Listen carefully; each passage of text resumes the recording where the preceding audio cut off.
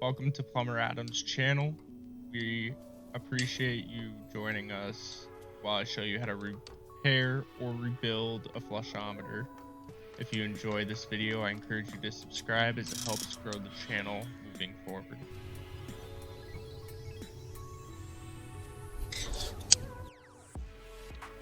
Today I'll be showing you how to fix a flushometer. For the reason we are currently at this building is when flushing, it will run up to 5 minutes without shutting off. This can be many items from high water pressure to a simple bad diaphragm. In this case, it was a bad diaphragm.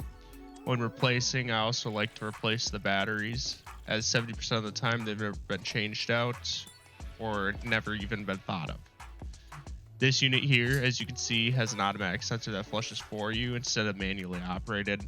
90% of the times, these have batteries in them that nobody ever thinks of.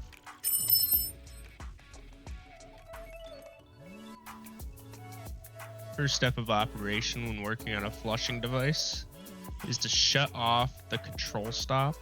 These will normally have a cap on them, which in the beginning of the video you saw me remove.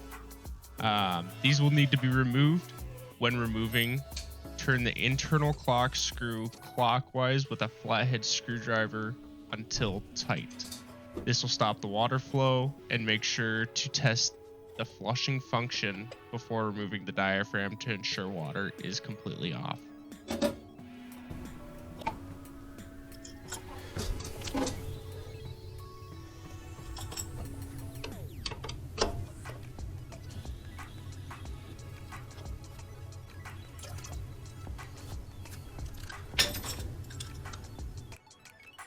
Second step, then take a pair of channel locks or smooth jaws and remove the cover. At this point, you'll see the inside cover. Take your flathead screwdriver and remove that. This will allow access to the diaphragm assembly. Here you'll see the rubber diaphragm. Within the middle, a plastic relief valve specific with the gallons per flush. As you see when removing, that old rubber on the diaphragm is degraded compared to the new. This is causing the long flushing periods, and it can also cause no water to be flushed as well. Be sure when putting everything back together that the cover is tight.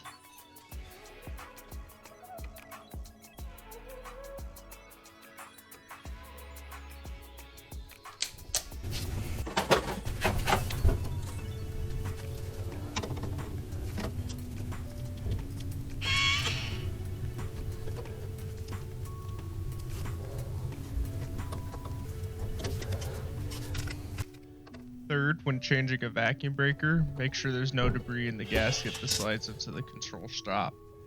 Otherwise, you'll create a tear in the gasket and it'll leak when turning on the control stop. Also, make sure there's no debris when installing the new vacuum breaker. You want the best chances of having no leaks at the end of the project.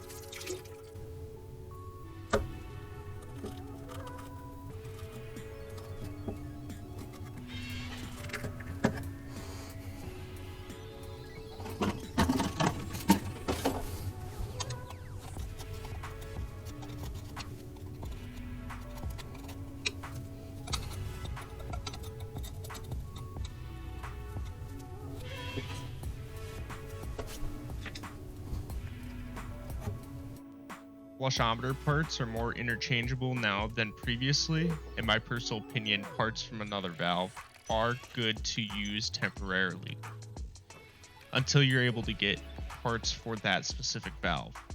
I previously in the same building have put a temporary Sloan Royal diaphragm into a Zern Aqua flush valve. Due to how the diaphragm closed, it created water hammer in the system. This is why I caution when choosing parts for these units and to check your plumbing or local codes to meet your area's standards. In this specific case, we did go ahead and use that as temporary and originally swapped that Sloan Royal diaphragm to a Zern Aqua Flush diaphragm.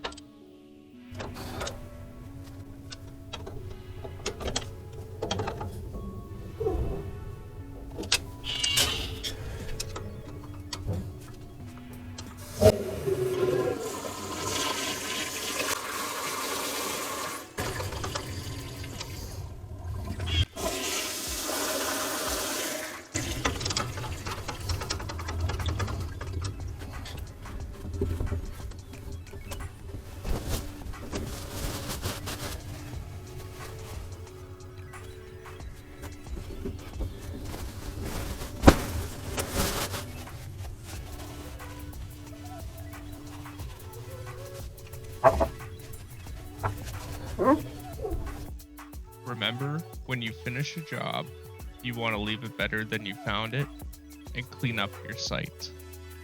Thanks for watching my rebuild. Please subscribe.